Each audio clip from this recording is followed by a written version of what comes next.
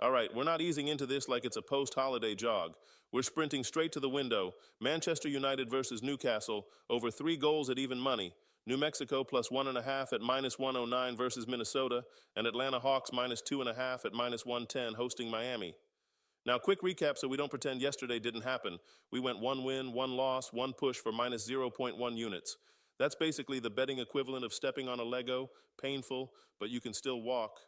Dallas did the thing, and then refused to give us the hook like it was an extra napkin at a drive-thru. Detroit turned the ball over like it was a white elephant gift exchange. Minnesota saved the night in an overtime track meet in Denver. So yes, we learned, and today we cash. First up, Old Trafford, Boxing Day, the only Premier League show in town. That matters because when it's the lone match, the whole planet piles in. The main lines get tight, but derivatives like totals can still lag behind reality when reality looks like a hospital waiting room. And both of these teams? Buddy, the injury list is longer than the receipt at a pharmacy. Manchester United is missing Bruno Fernandes, which normally sounds like, creativity dip. But here's the twist. Without Bruno conducting the orchestra, United tends to play more direct, more vertical, less let's work the perfect angle, and more launch it into space and let Kuna eat. That's not always pretty, but it spikes variance. And variance is how goals happen. Fast transitions, messy clearances, panic defending, the whole holiday casserole. Now pan to Newcastle, who are basically fielding a defense built from spare parts and positive affirmations. They're missing a pile of senior defenders, and they're dealing with the kind of lineup decisions that start with, so, who here has ever played right back in FIFA? If they're truly deploying Lewis Miley, a natural midfielder at right back, that's a tactical bullseye. United already leans left in their attacking patterns, and that side becomes a pressure point. Overloads, isolations, and constant welcome to the Premier League moments. That matchup alone can manufacture goals even if the finishing is merely decent. Statistically, this is where the over earns its paycheck. United's chance creation profile has been elite in underlying numbers, and Newcastle's away defensive profile has been leaking. On top of that, United's clean sheet rate has basically been a myth this season, like quiet family holidays or a stress-free group chat. So we don't need Newcastle to be 2012 Barcelona. We need 1 goal, maybe 2 if the game gets loose. And with United's backline featuring youth and inexperience, Newcastle will get chances, especially if their forward drops in and drags center-backs out of shape. That's the recipe for 1 mistake turning into 1 big chance. The best part, we're not playing over 3.5 where you need a full fireworks show. We're playing over 3 on the Asian goal line. That means exactly 3 goals is a push. So if this lands 3-0, 2-1, 1-2, we don't lose. We live to bet another day. But the projection range here lives in that 3-1, 2-2, 3-2 neighborhood where both teams' flaws show up on the scoreboard. So yes, United and Newcastle, over 3 goals at even money.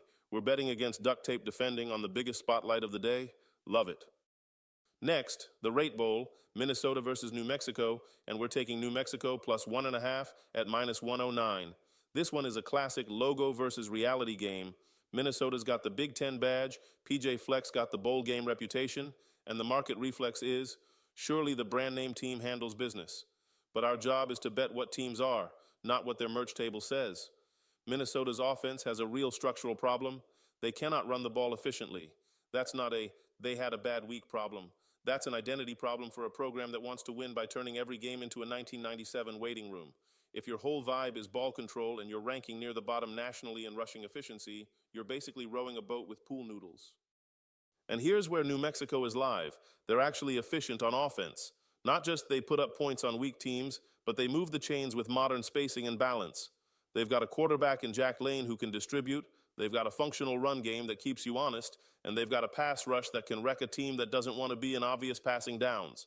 Minnesota's quarterback is fine, but if he's living in third and long behind an offense that can't stay ahead of schedule, New Mexico's pressure has a real chance to swing the game. Also, the setting matters. This is in a controlled environment at Chase Field. Less weather chaos, more clean passing conditions. That boosts the team with a more coherent passing identity, and that's New Mexico.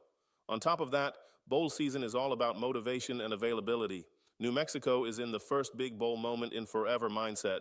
Minnesota is in the we've been to this movie mindset, and the transfer portal era has a way of turning mid-tier bowl favorites into sleepwalkers. When one side is hungry and the other side is politely chewing, we take the hungry team with points. So we take New Mexico plus 1.5. In most scripts where New Mexico covers, They're not just hanging around, they're threatening to win the thing outright. We're buying insurance and taking the plus 1.5 anyway. Last pick, Miami at Atlanta, Hawks minus 2.5 at minus 110. This game is speed dating, but with basketball possessions. Miami has been playing at the top of the league in pace, and Atlanta has been running games at warp speed recently. More possessions means more chances for the better team to separate, and it means the undermanned team gets exposed faster. And Miami is undermanned. If Tyler Herro is out and Terry Rozier is out, Miami's perimeter creation gets thin in a hurry. That's not just missing points, that's missing ball handling, spacing, and somebody please generate an advantage. Then we get to the big one, Bam Adebayo being questionable. Bam is the defensive glue and the rebounding stabilizer. If he's limited or out, Miami's interior defense gets soft and their rebounding problem gets louder. And the rebounding profile here matters because Miami has been near the bottom of the league in allowing opponents to rebound. That's basically an engraved invitation for Atlanta to win the possession battle. Now, yes, Atlanta has burned people at home against the spread this season, but this is one of those spots where the matchup overrides the trend. Atlanta's got the healthier creation base, they've got the pace comfort, and they've got the rebound edge. And if the broader market is willing to push Atlanta's number higher when the injury news is confirmed, laying only minus 2.5 is exactly the kind of price we want to capture before it gets expensive. So we lay it with Atlanta minus 2.5. We're betting Miami's missing creators and potential interior weakness can't survive a track meet where every missed shot becomes an Atlanta second chance. Quick run back so nobody has to rewind. United and Newcastle over 3 goals at even money. New Mexico plus 1.5 at minus 109.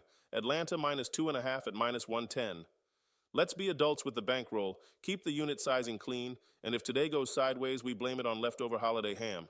But analytically, this slate lines up beautifully.